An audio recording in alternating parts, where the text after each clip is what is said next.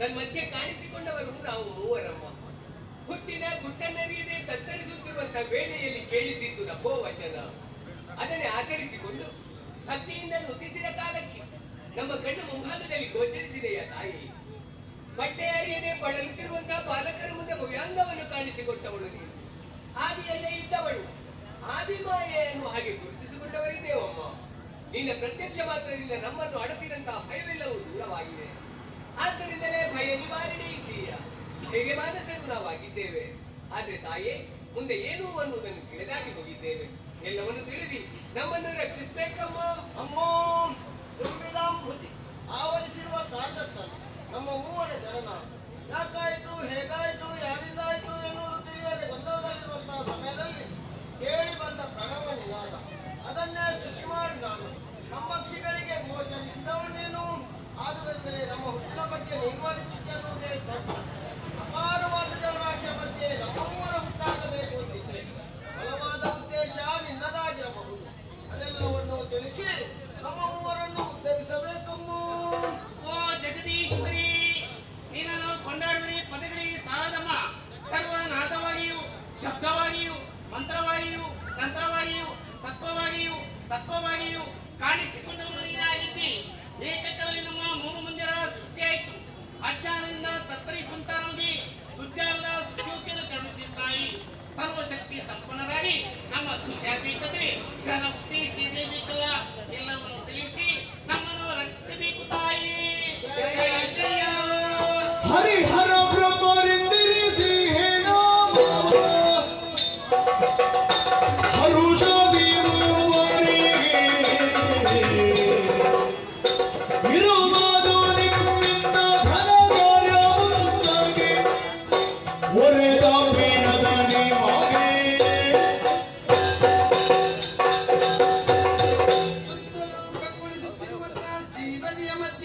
ಜನ್ಮರಹಸ್ಯವನ್ನು ತಿಳಿಯದೆ ಜನನಿಯನ್ನು ತುದಿಗೈಯುತ್ತಿರುವ ನನ್ನ ಮಕ್ಕಳೇ, ಹೇಳಿರಿ, ಎದ್ದೇಳಿರಿ, ಸದ್ದೈರ್ಯವನ್ನು ತಾಳಿ. ನಿಮ್ಮೂವರ ಸೃಷ್ಟಿಗೆ ಕಾರಣೀಕರ್ತಳು ನಾನೇ ಆಗಿದ್ದೇನೆ. ಹೋದ ಕಲ್ಪದಲ್ಲಿ ಲಯವಾದಂತಹ ಪ್ರಪಂಚವನ್ನು ಪುನರಪಿ ಸೃಷ್ಟಿಸಿ ಪಾಲಿಸಿ ಲಯಗೊಳಿಸುವರೆ ನಿಮ್ಮೂವರ ಜನನ ಮಕ್ಕಳೇ. ಅದಕ್ಕೆ ಬೇಕಾಗಿ ಮುಂದೆ ಲೋಕಮುಖವು ನಿಮ್ಮನ್ನು ಕೊಂಡಾಡುವರೆ ಶುಭನಾಮ ಮಾಡುವರೇ ಕಾಯಕ, ಇರುವರೇ ಪುರ, ಧರಿಸಿಕೊಳ್ಳುವರೇ ಗುಣವನ್ನು ಕರುಣಿಸುವವಳು. ಗೌರವರ್ಣದಿಂದ ಶೋಭಿಸುತ್ತಿರುವವ ನೀನೇ ಬ್ರಹ್ಮ. ರಾಜಸ ಗುಣಭರಿತನಾದಂತಹ ನೀನು ಸೃಷ್ಟಿಯ ಕಾರ್ಯವನ್ನು ಮಾಡುತ್ತಾ ಸತ್ಯಲೋಕದಲ್ಲಿದ್ದುಕೋ ಮಗನೇ. ನೀಲವರ್ಣದಿಂದ ಕಗ್ಗೊಳಿಸುತ್ತಿರುವವ ನೀನೇ ವಿಷ್ಣು. ಸಾತ್ವಿಕ ಗುಣೋಪೇತನಾದಂತಹ ನೀನು ಪಾಲನಾ ಕಾರ್ಯವನ್ನು ಮಾಡುತ್ತಾ ವೈಕುಂಠ ಲೋಕದಲ್ಲಿದ್ದುಕೋ ಮಗನೇ. ತ್ರಿನೇತ್ರಧಾರಿ ಸ್ಫಟಿಕ ಸದೃಶನಾಗಿ ಶೋಭಿಸುತ್ತಿರುವವ ನೀನೇ ಮಹೇಶ್ವರ. ತಾಮಸ ಗುಣೋಪೇತನಾದಂತಹ ನೀನು ಲಯದ ಕಾರ್ಯವನ್ನು ಮಾಡುತ್ತಾ ಕೈಲಾಸ ಲೋಕದಲ್ಲಿದ್ದುಕೋ ಮಗನೇ. ಮಕ್ಕಳೇ, ನಾನಿತ್ತಂತಹ ಧರ್ಮದ ಕಾರ್ಯವನ್ನು ಭಕ್ತಿಯಿಂದ ಮಾಡುತ್ತಾ ಬಂದಲ್ಲಿ ಶುಭದಾಯಕರಾಗುತ್ತೇನೆ. ಕಷ್ಟಕಾಲಗಳಿಂದ ನಿಷ್ಠೆಯ ಫಲಿಸಲು ಕೊಟ್ಟು ಸಂದರ್ಶನವ ಇಷ್ಟಾದಿ ಹೊರೆ ಮೇಲೆ ಭಯವಿತ್ತೈದ ಪಟ್ಟಣ ಕಥನವ ಮಕ್ಕಳೇ, ನಾನಿತ್ತಂತಹ ಧರ್ಮದ ಕಾರ್ಯದಲ್ಲಿ ನಿರತರಾಗಿರುವಂತಹ ವೇಳೆ ದುಷ್ಟರಿಂದಲೂ ಅಥವಾ ದುರುಳರಿಂದಲೂ ಕೆಡುಕಾದರೆ ಚಿಂತಿಸದಿರಿ, ಭಯಪಡದಿರಿ. ಏಕೋಭಾವದಿಂದ ನನ್ನನ್ನೇ ಪ್ರಾರ್ಥಿಸಿದಿರಿ ಎಂದಾದರೆ ಪ್ರತ್ಯಕ್ಷರಾಗಿಯೋ ಅಥವಾ ಪರೋಕ್ಷರಾಗಿಯೋ ಬಂದು ನಿಮಗೊದಗಿ ಬಂದಂತಹ ಕಷ್ಟವನ್ನು ದೂರೀಕರಿಸುತ್ತೇನೆ. ನಾನೀಗ ಅಂತರ್ಧಾನಳಾಗುತ್ತೇನೆ.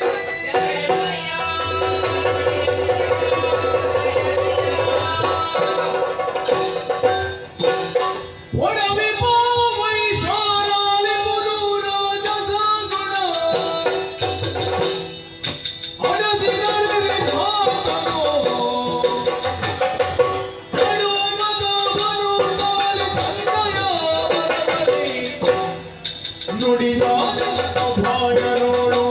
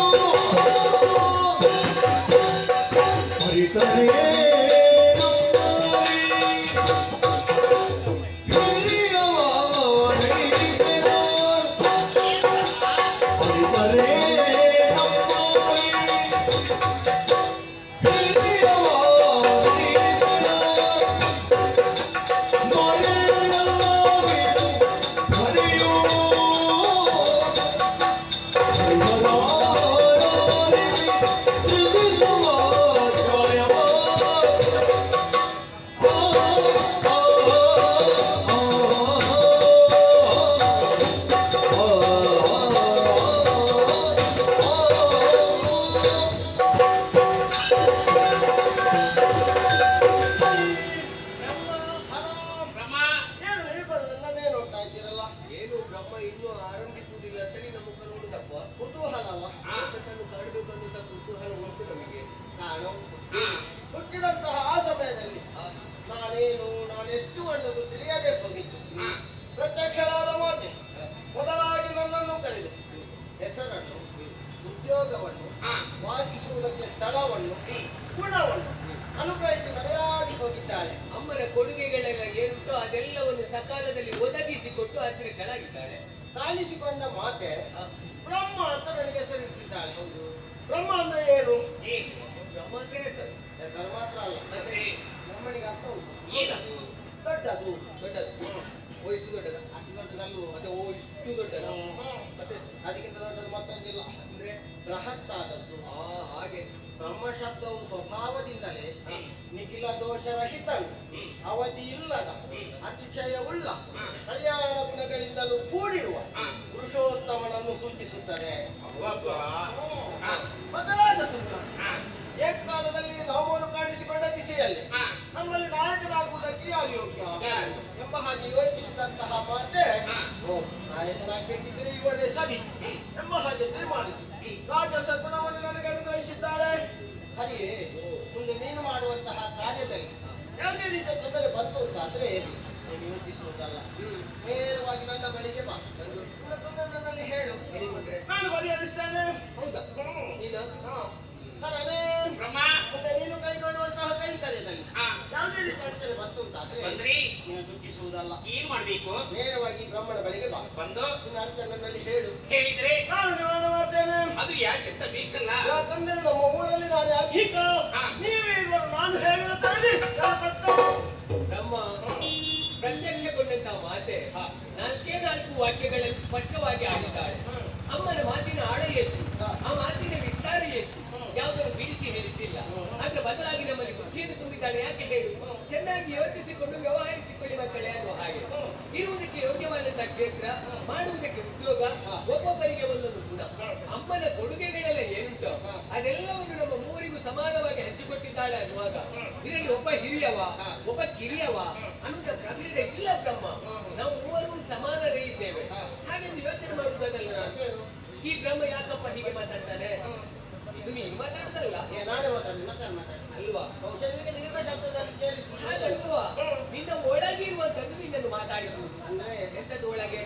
ಮಗ ಅಧಿಕವಾದಂತಹ ಮತವನ್ನೇ ಮೈ ತುಂಬಿಕೊಂಡು ಮಾತಾಡ್ತಾ ಇದ್ದೀನಿ. ರಾಜಶಬ್ದ. ಆದ್ದರಿಂದ ನಿನ್ನ ಮತವನ್ನು ಸ್ವಲ್ಪ ಹದವಾಗಿಸಿ ಅಮ್ಮನ ಹೇಳಿಕೆಯಂತೆ ಸೃಷ್ಟಿಯ ಕಾರ್ಯದಲ್ಲಿ ನೀನು ತೊಡಗಿಕೊಂಡ್ರೆ ಎಷ್ಟು ಚಂದ ಆಗ್ತದೆ ಗೊತ್ತಾ? ಈಗ ನೀನು ಹೇಳಿದೆ ಅಂತ ನಾನು ಸೃಷ್ಟಿಯ ಕಾರ್ಯದಲ್ಲಿ ತೊಡಗುತ್ತೇನೆ ಅಂತ ಭಾವಿಸಿದ್ಯಾ? ಅಮ್ಮನ ಹೇಳಿಕೆಯಂತೆ ಸೃಷ್ಟಿಯ ಕಾರ್ಯದಲ್ಲಿ ತೊಡಗಿಕೊಂಡ್ರೆ ಇವನ ವಿಚಾರ ಗೊತ್ತಾಗಬೇಕು.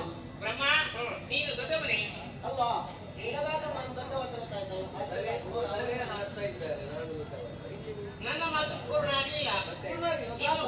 ಹೇಗೆ? ಹರಿ ನೀನು ದೊಡ್ಡವನೇ. ಹ? ಅದಿದ್ದದ್ದು. ಅವನು ದೊಡ್ಡವನೇ, ನೀನು ದೊಡ್ಡವನೇ. ಹಾ. ಈಗ ಎಷ್ಟು ದೊಡ್ಡವನು ಹೇಳಿದ್ರು? ನನ್ನಷ್ಟು ಅಲ್ಲ ಅಂತ ಯಾವ್ದ್ರಲ್ಲಿ ಅಮ್ಮ ನನಗೆ ವಿಷಯವಂತ ಹೆಸರು ನೀಡಿಸಿದ್ದಾಳೆ.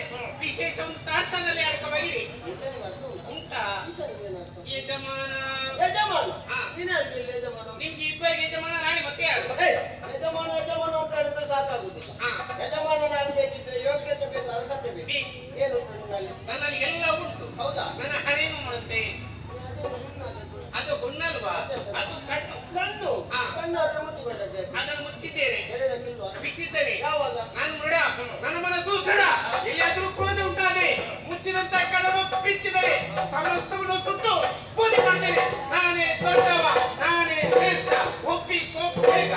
ನಾನೇ ದೊಡ್ಡವ, ಸಮಸ್ತವನ್ನು ಸುಟ್ಟು ಬೂದಿ ಮಾಡ್ತೇನೆ ಅಂತ ಹೇಳಿದ್ದಲ್ವಾ? ಹಾ. ನೀನು ಯಾವ್ದನ್ನು ಬೂದಿ ಮಾಡಿ? ನೀನು ಸೃಷ್ಟಿ ಮಾಡಿದ್ದನ್ನು ಹಾಗಾದ್ರೆ ಮೊದಲು ನಾನು ಸೃಷ್ಟಿ ಮಾಡ್ಬೇಕನ್ನೋ ನಿನ್ನ ಗಮನಕ್ಕೆ ಬಂತು. ಮಾಡಲೇಬೇಕಲ್ಲ. ಹಾಗಾಗಿ ಹೇಳಿದ್ದು ಹಾ. ಮೊದಲು ನಾವು ಸೃಷ್ಟಿಸಾಲು ಪದ್ಮಾಕ್ಷ ಕೊನೆಯುವ ನಾನು ಸೃಷ್ಟಿ ಮಾಡಿದಂತಹ ಜೀವರಾಶಿಗಳನ್ನು ಪಾಲಿಸುವಂತಹ ಕೊನೆಯುವಂತಹ ಅಧಿಕಾರ ಪದ್ಮಾಕ್ಷನಿಗೆ. ಆ ಬಳಿಕ ಹಾ. ಲೋಕದ ಸಮತೋಲನ ತಪ್ಪಿದಾಗ ಹಾ. ಧರ್ಮ ಹದಗೆಟ್ಟಾಗ ಕೊನೆಗೆ ಮುಗಿಸೋದು ನೀನು. ಈಗ ನಾನೇ ಬೇಕಲ್ಲ. ಹಾ. ಸೃಷ್ಟಿಯಿಂದಲೇ ಸಂಚಲನ, ಹಾ. ಸೃಷ್ಟಿಯಿಂದಲೇ ಜಗತ್ ವ್ಯಾಪಾರ. ಹಾ. ದಿನವೊಂದಕ್ಕೆ 84 ಜೀವರಾಶಿಗಳ ಸೃಷ್ಟಿ. ಹಾ. ಒಂದರಂತೆ ಇನ್ನೊಂದಿಲ್ಲ, ಇಲ್ಲ. ಇನ್ನೊಂದರಂತೆ ಮತ್ತೊಂದಿಲ್ಲ, ಹಾ. ಮತ್ತೊಂದರಂತೆ ಮಗದೊಂದಿಲ್ಲ. ಹಾ. ಯಾವುದು ಭಿನ್ನವಲ್ಲ, ಹ್ಮ್. ಎಲ್ಲವೂ ವಿಭಿನ್ನ. ಅವನ ವೀರ. ಹಾ. ಹೊಸ ಯೋಚನೆಗಳ ಸೃಷ್ಟಿ, ಹಾ. ಹೊಸ ಚಿಂತನೆಗಳ ಸೃಷ್ಟಿ, ಹಾ. ಹೊಸ ಜೀವಕೋಶಗಳ ಸೃಷ್ಟಿ, ಹಾ. ಜೀವಗಳ ಹಾ. ಪ್ರತಿಯೊಂದು ನಡೆಯಲು ಪ್ರಥಮ ಹಂತದಲ್ಲಿ ಕಾಣುವುದು ಸೃಷ್ಟಿ. ವಿವಿಧತೆ, ಏಕತೆಯಲ್ಲಿ ವೈವಿಧ್ಯತೆ. ಹಾ. ಇದು ಸೃಷ್ಟಿಯ ರಹಸ್ಯ.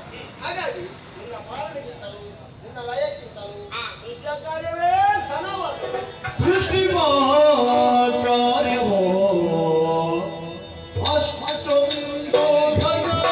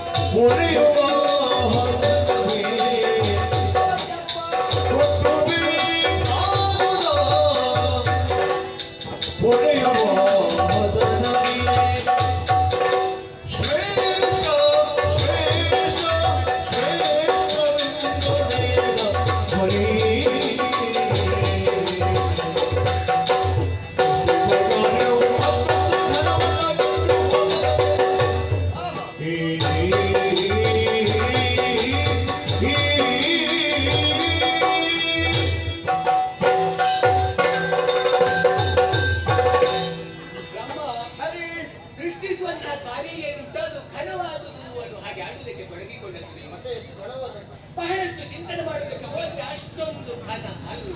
ಯಾಕೆ ಅಷ್ಟೊಂದು ಘನವಾದ? ಅವನ ಹೇಳಿಕೆ ಹೇಗೆ? ಬ್ರಹ್ಮ ನೀನು ಸೃಷ್ಟಿ ಕೆಲಸವನ್ನು ಮಾಡು, ಹೌದೌದು. ಒಂದು ಜೀವರಾಶಿಯನ್ನು ಸೃಷ್ಟಿಸಲಿಕ್ಕೆ ಬ್ರಹ್ಮನ ಉದ್ಯೋಗ ಮುಗಿದು ಬನ್ನಿ. ನಿಮಗೆ ಅಮ್ಮ ಹೇಳಿದ ಅಷ್ಟು ಅಷ್ಟು ಸಾಕು. ಹಾಗಾಗಿ ನಾನು ಯೋಚನೆ ಮಾಡುವುದು, ನೀನೇ ಯೋಚನೆ ಮಾಡು. ಆ ನಿನ್ನ ಸೃಷ್ಟಿಯನ್ನು ಹಾಗೆ ಬಿಟ್ಟೇನಾಗ್ತದೆ ಹೇಳುವುದು? ಏನಾಗ್ತದೆ? ಆ ಸೃಷ್ಟಿ ಕೆಟ್ಟು ಹೋಗ್ತದೆ, ಹಾ. ಅದು ಹಾಳಾಗಿ ಹೋಗ್ತದೆ. ಅದು ಕೆಳದಂತೆ ಈ ಪ್ರಪಂಚದಲ್ಲಿ ಶಾಶ್ವತವಾಗಿ ಉಳಿಬೇಕು ಅಂತ ಇದ್ರೆ ಏನು? ಏನು? ನಿನ್ನಿಂದ ಸೃಷ್ಟಿಸಲ್ಪಟ್ಟಂತಹ ಜೀವಿ ಕಾಲ ಕಾಲಕ್ಕೆ ಪಾಲನೆ ಪೋಷಣೆಯನ್ನು ಅಗತ್ಯವಾಗಿ ಪಡ್ಕೊಳ್ಬೇಕಾಗ್ತದೆ. ಅದೆಲ್ಲವನ್ನು ಒದಗಿಸಿಕೊಡುವನು ಯಾರು ಅನ್ನೋ ಹಾಗೆ ಚಿಂತನೆ ಮಾಡಿದ್ರೆ ಪಾಲನ ಅಧ್ಯಕ್ಷನಾದಂತಹ ನಾನು ಬೀಜವನ್ನು ಬಿತ್ತಿದ್ರೆ ಸಾಕಾಗುವುದಿಲ್ಲ. ಅದು ಮೊಳಕೆಯೊಡೆದು ಹೆಮ್ಮರವಾಗಿ ಪ್ರಪಂಚದಲ್ಲಿ ಪ್ರಕಟ ಆಗಬೇಕು ಅಂತ ಇದ್ರೆ ಸಮಯಕ್ಕೆ ಸರಿಯಾಗಿ ಅದನ್ನು ಪಡ್ಕೊಳ್ಬೇಕಾಗ್ತದೆ. ಆದ್ದರಿಂದ ಬ್ರಹ್ಮ ಸೃಷ್ಟಿಸುವಂತಹ ಕಾರ್ಯಕ್ಕಿಂತ ನಾವು ಮಾಡುವ ಪಾಲನೆಯ ಉದ್ಯೋಗ ಏನುಂಟೋ ಅದು ಶ್ರೇಷ್ಠವಾಗಿದೆ. ಬ್ರಹ್ಮ ನಿನ್ನ ಉದ್ಯೋಗವನ್ನು ನೀನು ಶ್ರೇಷ್ಠ ಅಂತ ಹೇಳು. ನಾನು ಮಾಡುವ ಉದ್ಯೋಗ ಶ್ರೇಷ್ಠ ಅಂತ ಆಗಿದೆ. ನನ್ನ ಉದ್ಯೋಗವನ್ನು ನಾನೇ ಶ್ರೇಷ್ಠ ಅಂತ ಹೇಳು. ನೀನು ಹಾಗಲ್ಲ, ನಾನು ಉದ್ಯೋಗವನ್ನು ಮಾಡುವಂತ ನಾನೇ ಶ್ರೇಷ್ಠ ಅನ್ನೋ ಹಾಗೆ ಆಡುವುದು. ಈಗ ಸರಿ ಯಾವುದು ಅಂತ ಅವನಿಗೆ ತೀರ್ಮಾನ. ನೀನು ಸರಿ. ಹರತನಾಕ್ಷಣ ಸರಿನಿಂದ ವಚನವು ದೊರೆಯುವ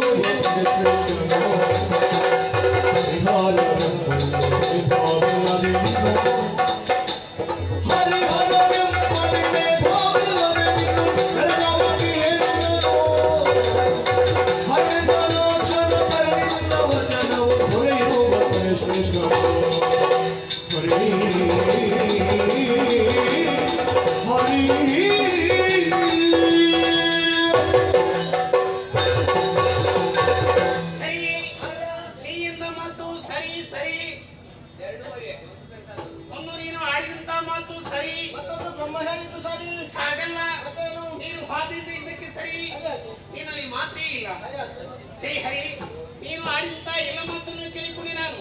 ಸೃಷ್ಟಿ ಸ್ಥಿತಿ ಲಯ ಈ ಮೂರು ಉದ್ಯೋಗ ಯಾವುದು ಶ್ರೇಷ್ಠ ಮನೆಯಿಂದಲೇ ಬ್ರಹ್ಮನ ಸೃಷ್ಟಿಯಾಗಿ ನನ್ನ ಲಯವಾಗಿ ಚಲನೆ ಆಗ್ತದೆ. ಪಾಲನಕಾರಿ ಮಾತ್ರ ಹಾಗಲ್ಲ, ಅದು ಸುದೀರ್ಘವಾದ ಜೀವನ ಬದುಕಿಗೆ ಬೇಕಂದ್ರೆ ಕಾಲಕಾಲಕ್ಕೆ ಒದಗಿಸಿಕೊಡುವ ನೀನು. ಜೀವಿಗಳು ಜೀವಿಸಬೇಕಾದ್ರೆ ಮೊದಲಾಗಿ ಪ್ರಾಣಮಯ, ಅನ್ನಮಯ, ಜ್ಞಾನಮಯ, ವಿಚಾರಮಯ, ಮನೋಮಯ, ಆನಂದಮಯ ಜೀವನ ಸಾಗಬೇಕಾದ್ರೆ ಹರಿ ಕಾವು ನಿಮ್ಮದಾಗಿ ಒದಗಿ ಬರಬೇಕು. ಅದನ್ನು ಒದಗಿಸುವ ಪಾಲನ ಅಧಿಕಾರ ಅಂತ ನೀನು. ಆದ್ದರಿಂದ ಪಾಲನಾ ಕಾರ್ಯವೇ ಶ್ರೇಷ್ಠವಾದ್ದು. ಏನಾಗಬೇಕು? ಈಗ ಪಾಲನ ಕಾರ್ಯ ಶ್ರೇಷ್ಠ ಅಂತ ಹೇಳುದು. ಹಾ, ಕಾರ್ಯ ಪ್ರಾರಂಭ ಮಾಡುದು ಯಾರು? ಅದು ನೀನೇ. ನಾನು ಕಾರ್ಯ ಪ್ರಾರಂಭ ಮಾಡುವ ಹಾ, ಕಾರ್ಯಾಧ್ಯಕ್ಷ.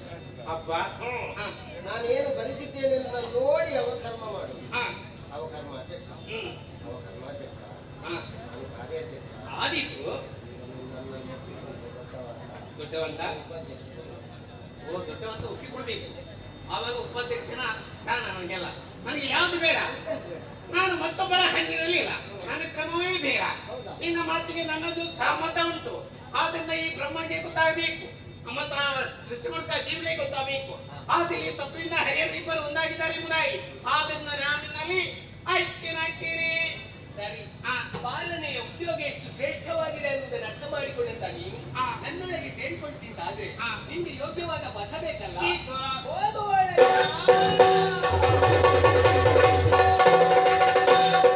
ಹರಿಹರ ನೀವಿರುವರು.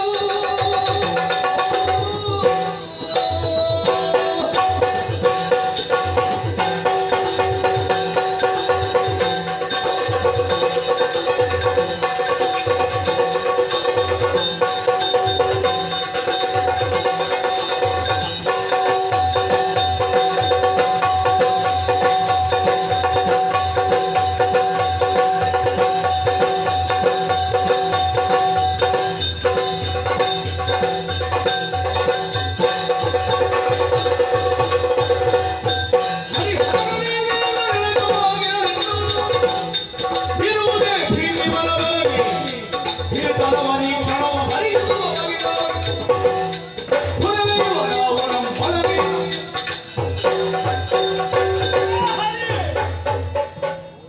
ನಿನ್ನ ಮಾತಿನ ಮೌಲ್ಯದಲ್ಲಿನ ನಗುವಿನಿಂದ ಶಿವನನ್ನು ನಿನ್ನೊಳಗೆ ಸೇರಿಸಿಕೊಂಡಿದ್ದೆ. ಅದೇ ಹೇಳಿ. ನಾನೇ ಹಾಗಲ್ವಾ? ಮತ್ತೇನು? ನನ್ನನ್ನು ಚೆನ್ನಾಗಿ ಅರ್ಥ ಮಾಡಿಕೊಂಡ ಹರ ನನ್ನ ಒಳಗೆ ಸೇರಿಕೊಂಡಿದ್ದಾನೆ. ಹಾ, ಹಾ. ನೀನೇನು ಸಿಟ್ಟಾಗಬೇಡ. ಹಾ. ಹೋಗುವುದಿದ್ರೆ ನಿನಗೂ ಒಂದು ಅವಕಾಶ ಹೋಗ್ತೀಯಾ? ಅಗತ್ಯ ಇಲ್ವೋ? ಈಗ ನೀವಿಬ್ಬರು ಒಂದಾಗಿದ್ದೀರಿ. ನೀನೇ ದೊಡ್ಡವನ್ನು ಹಾಗೆ ತೀರ್ಮಾನಿಸಿದ್ದೇಬಹುದು. ಹೌದು. ಓಹೋ, ನಿಮಗೆ ಭೀತಿ ಇಲ್ವಾ? ಖಂಡಿತ ಇಲ್ಲ. ಹ್ಮ್. ನೀವಿಬ್ಬರು ಒಂದಾದರೂ ಸಹ ಆ, ಈ ಬ್ರಹ್ಮಣೇ ದೊಡ್ಡವೆನ್ನುವುದನ್ನು ನಿರೂಪಿಸ್ತೇನೆ. ಅದು ಹೇಗೆ? ಹೇಗೆ ಹಾ. ನಾಲ್ಕು ಪೆಟ್ಟು ನಿನ್ನ ಬೆನ್ನಿಗೆ ಹಾ. ನೀನು ನನ್ನ ಕಾಲಿಗೆ ಬ್ರಹ್ಮ ಇನ್ನೇ ದೊಡ್ಡವ ಅಂತ ಹೇಳಿ ಎಂತದ್ದು ದುರವ. ಈಗ ನಾನು ಮತ್ತು ನೀವು ಯುದ್ಧವನ್ನು ಮಾಡಿದ್ರೆ ಇದರಲ್ಲಿ ಯಾರು ಶ್ರೇಷ್ಠರು ಯಾರು ಜ್ಯೇಷ್ಠರು ಅನ್ನೋದನ್ನು ಕಂಡುಕೊಳ್ಳುವುದಕ್ಕೆ ಸಾಧ್ಯ ಅಂತ ಹೇಳು. ಈಗ ಬಲಯುತನಾದವನು ಗೆಲ್ಲುವುದಿಲ್ಲ. ಯುದ್ಧದಲ್ಲಿ ಇಂಥವರಿಂದ ಮಾತ್ರ ಅಲ್ವಾ ತೀರ್ಮಾನ ಆಗುವುದು. ಅಷ್ಟು ಸಾಕು. ಹಾಗೆ ನನ್ನ ಯೋಚನೆ ಹಾಗಲ್ಲ. ಮತ್ತೇನು? ಎಲ್ಲಾ ವಿಚಾರದಲ್ಲಿಯೂ ಯಾರು ಶ್ರೇಷ್ಠರು ಅನ್ನೋದನ್ನು ಕಂಡುಕೊಳ್ಬೇಕು ಅನ್ನೋ ಹಾಗೆ ಹಾ. ಅದಕ್ಕೆ ಒಂದು ದಾರಿ ಉಂಟಲ್ಲ. ಯಾವ ದಾರಿ? ಅಮ್ಮನೇ ಹೇಳಿದ್ದು ಹೋದ ಕಲ್ಪದಲ್ಲಿ ಲಯವಾದಂತಹ ಪ್ರಪಂಚ ಒಂದಿದೆ ಅನ್ನೋ ಹಾಗೆ ನಾವಿಬ್ಬರು ಜೊತೆಯಾಗಿ ಶೋಧನೆ ಮಾಡುವ. ಯಾವುದಾದ್ರು ಹೇಗೆ ಶೋಧನೆ? ಬಲ್ಲೆಯ? ಹೇಗೆ? ನಿನ್ನ ಒಳಗೆ ನಾನು ಹೋಗುವುದು, ನನ್ನೊಳಗೆ ನೀನು ಸೇರಿಕೊಳ್ಳುವುದು. ಆ ಮೂಲಕವಾಗಿ ಅಮ್ಮನ ಕೊಡುಗೆಯಲ್ಲಿ ಹೆಚ್ಚುಗಾರಿಕೆ ಯಾರಲ್ಲಿ ಉಂಟು ಅನ್ನೋದನ್ನು ಕಂಡುಕೊಳ್ಳುವುದು.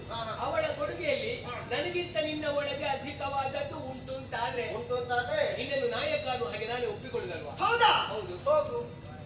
ಹೋಗ್ಲಿಕ್ಕೆ ಮನಸ್ಸು ಉಂಟು, ಮತ್ತೇನು ತೊಂದ್ರೆ? ದಾರಿ ಮಾಡಿಕೊಡು. ಹೇಗಿದ್ದೇನೆ ಬಾಯಿ?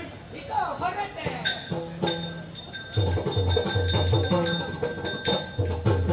ಹೋಗಿದ್ದಾನೆ ಹರಿಗಣ್ಣ ಉದರದೊಳಗೆ ಒಳಗೆ ಹೋದಂತಹ ಈತನಿಗೆ ಬ್ರಹ್ಮ ಎಷ್ಟು ದೊಡ್ಡವ ಅನ್ನೋದನ್ನು ತೋರಿಸುವುದಕ್ಕಾಗಿ ನನ್ನ ದೇಹದಲ್ಲಿರುವ ನವದ್ವಾರಗಳನ್ನು ಹೊಂದಿಸ್ತೇನೆ. ಸ್ವಲ್ಪ ಕಷ್ಟ ಆಗಬಹುದಾ ಅಂತ ಉಸಿರಾಟಗಳು ನಿಂತುಕೊಂಡು ಬದುಕುವುದಕ್ಕೆ ಅವಕಾಶ ಎಲ್ಲಿ ಉಂಟು? ಹಾಗಾಗಬಾರ್ದು. ಅಧೋದ್ವಾರವೊಂದನ್ನು ತೆರೆದಿದ್ದೇನೆ, ಅಷ್ಟಭಂಗ ಮಾಡಿದ್ದೇನೆ. ನೋಡುವ ಹೇಗೆ ಬರ್ತದೆ. ಹರಿಯ ಪದದಲ್ಲಿ ವಿಧಿಯ ಜಠರವ ಹೊರಗಿಸಲು ಬಲಿ ಕಲ್ಲಿ ಗಂಗನೋ ಹರಿದಾಗ ಪದಿ ಪ್ರಳಯ ಹೊಂದಿದ ಧರ್ಮಗಳೆಲ್ಲ ಸರಿದಾಗ ಪದಿ ಪ್ರಳಯ ಹೊಂದಿದ ಧರೆಗಳೆಲ್ಲ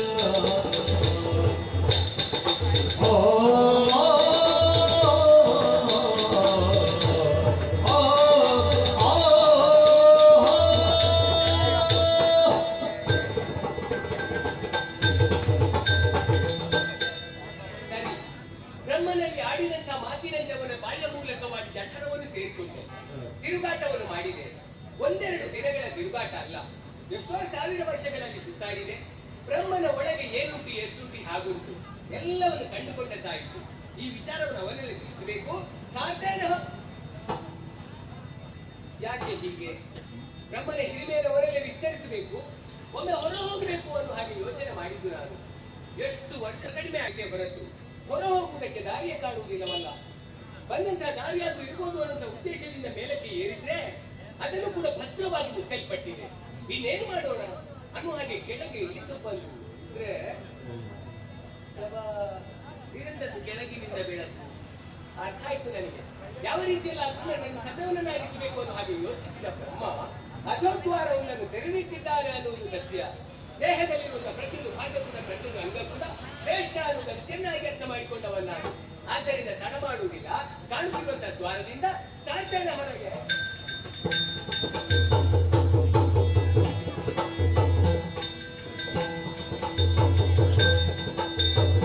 ಶೋಧಿಸಿದರು ನಿನ್ನುದರವ ಒಳಗೈದಿನ ಎಂದೇನೋ ಭರದಲ್ಲಿ ಮೆರೆವ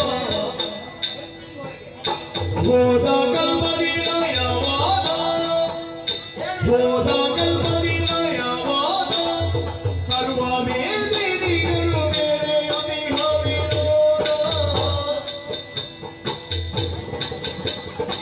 ಶೋಧಿಸಿದರು ನಿನ್ನುದರವ ಒಳಗೈದಿನ ಎಂದೇನೋ ಭರದಲ್ಲಿ ಮೆರೆವ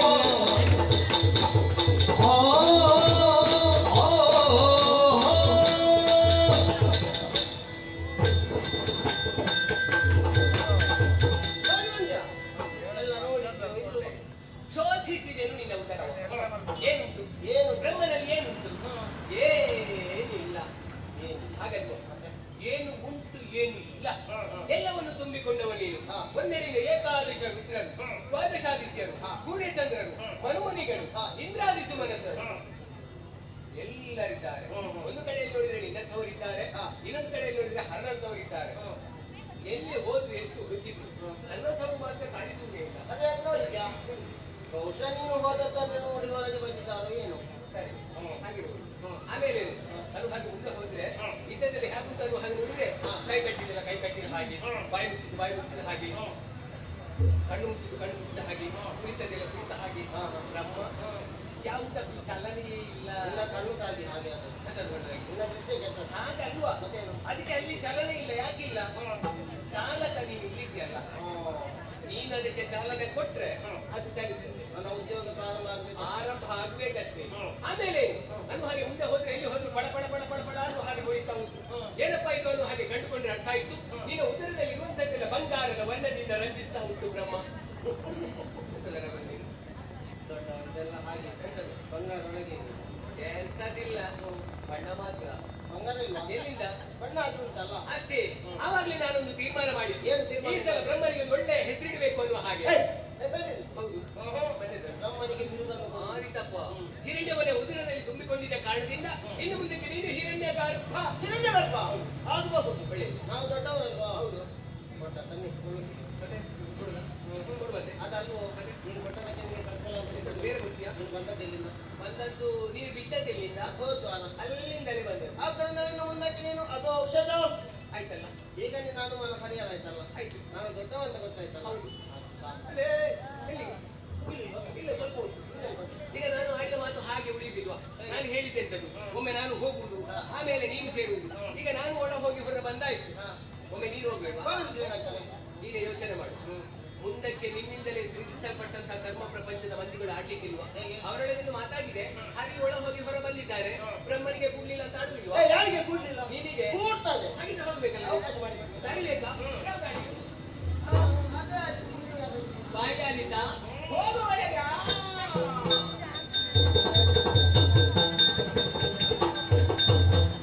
ಸರಿ. ರಾಜಸನ್ನವನ್ನೇ ಅಧಿಕವಾಗಿ ಮೈಗೂಡಿಸಿಕೊಂಡಂತ ಇವನಿಗೆ ಅಹಂಕಾರ ಅನ್ನೋದು ಅಡಸಿ ಹೋಗಿದೆ. ಸ್ವಲ್ಪ ಇಳಿಸಬೇಕಲ್ವಾ? ಬಾಯಿಯ ಮೂಲಕವಾಗಿ ಉದರವನ್ನು ಸೇರಿಕೊಂಡಿದ್ದಾನೆ. ಹಾಗೆ ಯೋಗ್ಯತೆ ಅಂತಸ್ತು ಏನು ಅನ್ನೋದು ಅಲ್ಲಿವರೆಗೆ ಅರ್ಥ ಆಗಬೇಕು. ಹಾಗಾಗಬೇಕು ಅಂತ ಇದ್ರೆ ನನ್ನಿಂದ ಒಂದು ಕೆಲಸ ಆಗಬೇಕು. ಅವನು 8 ದ್ವಾರವನ್ನು ಬಂಧಿಸಿ 1 ದ್ವಾರವನ್ನು ಹಾಗೆ ಉಳಿಸಿದ್ದಾನೆ. ಆದ್ರೆ ನಾನು ಹಾಗಲ್ಲ. ದೇಹದಲ್ಲಿರುವಂತಹ ಎಲ್ಲಾ ದ್ವಾರಗಳು, ನವ ದ್ವಾರಗಳನ್ನು ಬಂಧಿಸಿ ಹಾಗೆ ಇಟ್ಟು ಬಿಟ್ಟೇನೆ ನೋಡುವ. ಸುರಧಮೇಶರು ಕೇಳಿ ಪರಮೇಶ್ವರರುದಿ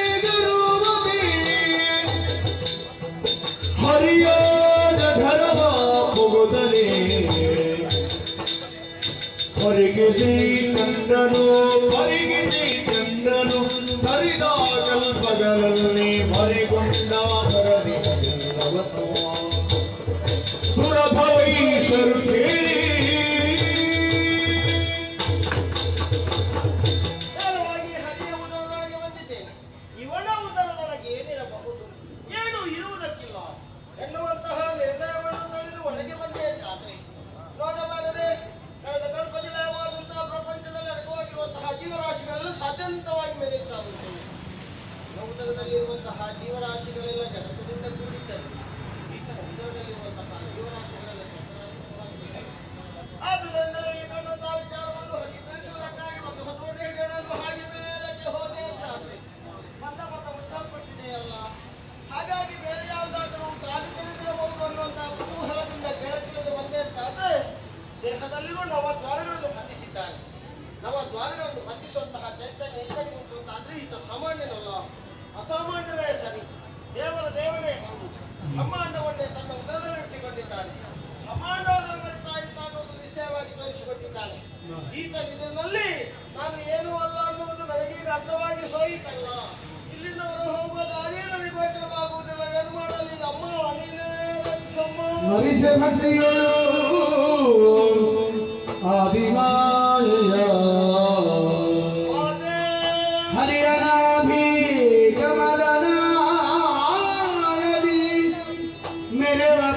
ಗೋಚರಿದೆ ಹೊರಟ ಕ್ಷಣವೇ ಧೀರ್ಯಗದೆ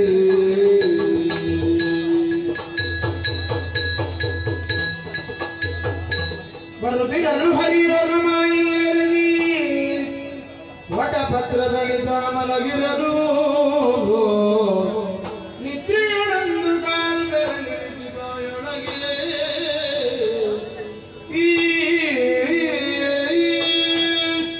ಯಾಕೆ ಹೀಗೆ? ಹರ ಮೊದಲೇ ನನ್ನೊಳಗೆ ಐಕ್ಯನಾಗಿದ್ದಾನೆ. ಬ್ರಹ್ಮನು ನನ್ನ ಒಳ ಸೇರಿಕೊಂಡಿದ್ದಾನೆ. ತ್ರಿಗುಣಗಳು ಒಂದಾದ ಪರಿಣಾಮದಿಂದಲೇ ಏನು ದೇಹವನ್ನು ಗಾಢ್ಯತೆ ಆವರಿಸಿಕೊಂಡಿದೆ. ಸ್ವಲ್ಪ ವಿಶ್ರಾಂತಿಯನ್ನು ಪಡೆದುಕೊಳ್ಳಬೇಕು ಅನ್ನೋ ಹಾಗೆ ಯೋಚನೆ ಮಾಡಿದ್ದು ನಾನು. ಈ ಜನರಾಶಿಯ ಮಧ್ಯದಲ್ಲಿ ಹಾಗಪ್ಪ ವಿಶ್ರಾಂತಿಯನ್ನು ಪಡೆದುಕೊಳ್ಳೋಣ ಅನ್ನುವ ಹಾಗೆ ಯೋಚನೆ ಮಾಡ್ತಿರುವಾಗಲೇ ಅದು ಜಲದ ಮೇಲೆ ಆಗದ ಎಲೆಯನ್ನು ಕೇಳಿಬಂತಲ್ಲ. ಹಾಗಿದ್ರೆ ಹೀಗಲ್ಲ, ದೇಹವನ್ನು ಕುಗ್ಗಿಸಿ ಬಾಲ ಮುಕುಂದನಾಗಿ ಎಡಕಾಲ ಹೆಬ್ಬೆರಳನ್ನು ಬಾಯಲಿರಿಸಿ ವಟಪತ್ರಶಾಹಿ ಆಗ್ತೇನೆ. ಭರತನ ಕಮಲನು ಸರಸಿದ ಗಿರದೆ ಪದ್ಮಾಸನವ ಭರದಿಂದ ಬಲಿದುಕೊಳ್ಳಿರುತ್ತ ನಾನೆದೆ ನೋಡಿ ಮೇರನ ಮೊಗದಿಂದ ಗಿರದೆ ನೀನದಿ ನೋಡಲು ವರಪಂಚವದನದೇವ ಪರಿಶೋಭಿಸುತ್ತವ ಪಂಚವದನದೇವ ಪರಿಶೋಭಿಸುತ್ತವ